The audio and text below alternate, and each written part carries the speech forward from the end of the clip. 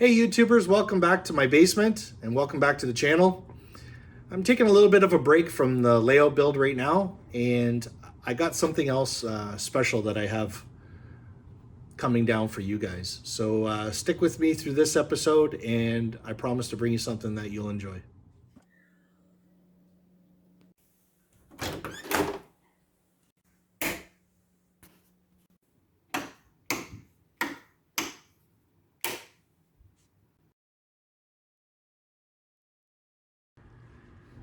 So on today's episode, I wanted to introduce you guys to my alter ego. So in the hobby, I'm actually not known as this layout builder. I'm actually known as a weatherer, and I do all these freight car weatherings.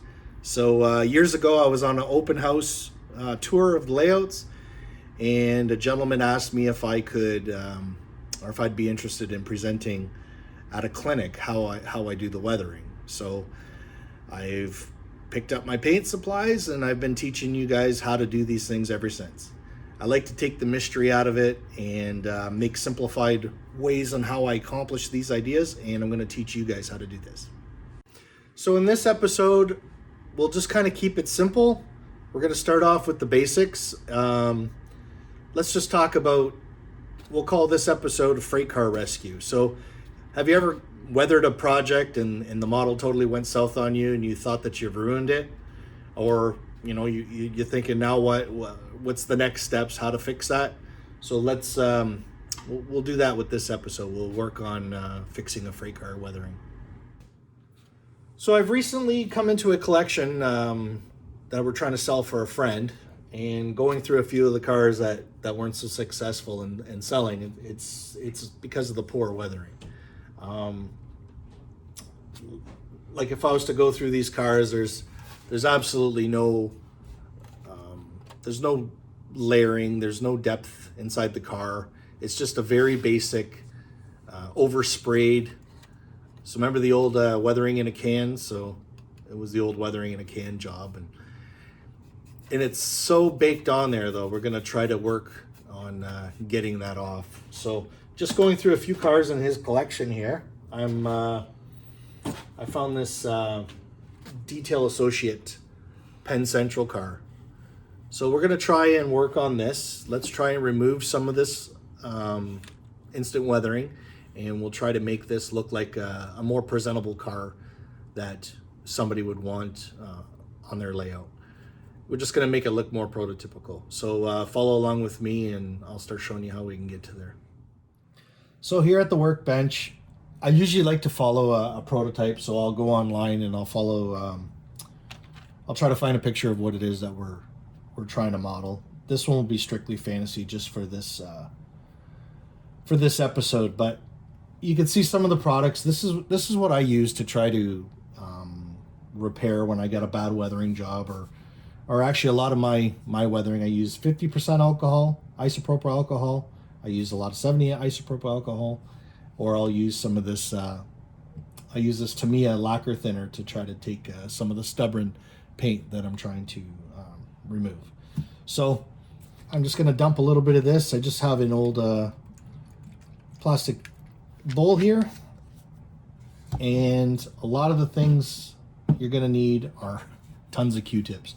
Q-tips are cheap and very effective when it comes time to removing this. Plus, I have some old paint brushes in my ensemble here. I'll use these to use to get in the real fine detail spots when I have to remove the paint.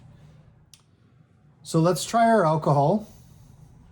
We'll see how this works, if this will remove any of this paint. Sometimes it's stubborn and we'll have to go to something else.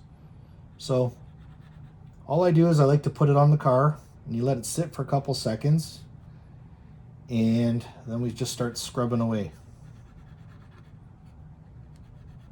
So, okay, so it's working out for this guy. We can scrub, and you can see that it's starting to remove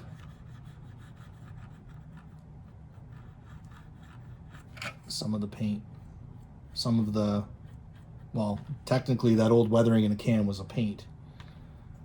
So the key thing is, once you start removing a little bit off, start using the other side of the Q-tip, because you don't want the Q-tip to build up so much that it's no longer removing the material.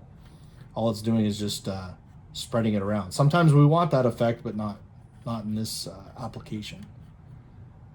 So you can see the same like you'd be weathering. You got to keep all your strokes vertical. If you can keep your strokes vertical and in between the ribs, the stripping weathered paint job will sometimes benefit the model. And you need to move fast, and don't keep staying in one spot. You got to kind of go through the entire car, removing sections of it at a time, if that makes any sense. If you stay in one spot and you just keep scrubbing and scrubbing and scrubbing, it's actually going to start removing the actual paint of the model. We don't want to do that. All we want to do is remove that initial layers of the weathering. Yeah, you just keep moving along and you come back to those spots. We just need to work on it to remove what we're doing. And then you can go back later and just clean up some of this stripping. But you can see it's already coming off.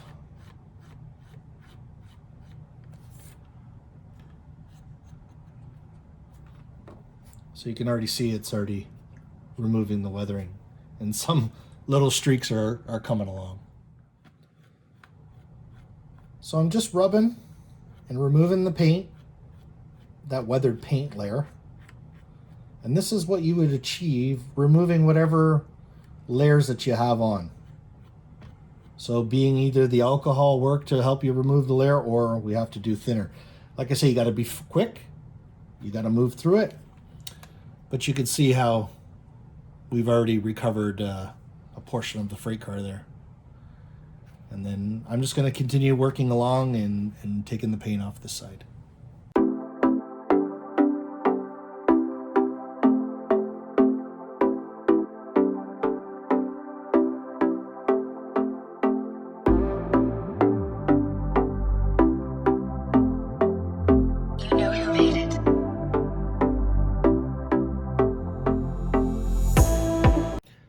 So there, we've removed, I'd probably say 90% of the poor weathering. Sometimes it's okay to leave a little bit of the effect of the poor weathering. Like you could see a little bit is stuck in the rivet line. We can actually work that to our benefit to make a more prototype looking model, because everything does usually land up inside the rivets and inside the seams, the weld seams, the door hardware. Sorry guys, I see my battery went dead, so I'm just gonna pick up. I had already scrubbed, not realizing that the battery died. So you can see all I've done is just keep going in and working all that bad weathering out, right? So you can see that the model's it's pretty cleaned up, and it's looking really good, right? So this is going to be an excellent base for when we actually going to start the weathering. So we're going to cut this episode at this point. So I'm going to continue working. I got all this to take off, but I'm going to continue working. I'm going to strip the rest of this down, and we can get into the actual weathering of the product. So I've went online and I found a couple pictures of the actual car. So we're going to take this car, this model, and we are going to turn it into this product. So like I say, let me go ahead and keep scrubbing. I'm going to get the rest of this weathering off. You can use any product that you need to get that old weathering off. So the isopropyl alcohol is working for me.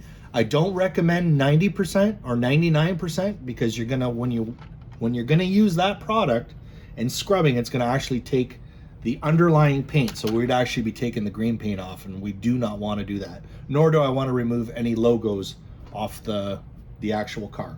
So I'm going to continue scrubbing. I'm going to continue getting this off. And next episode, we're going to get into the actual weathering of the car. So stick around, and I promise not to disappoint.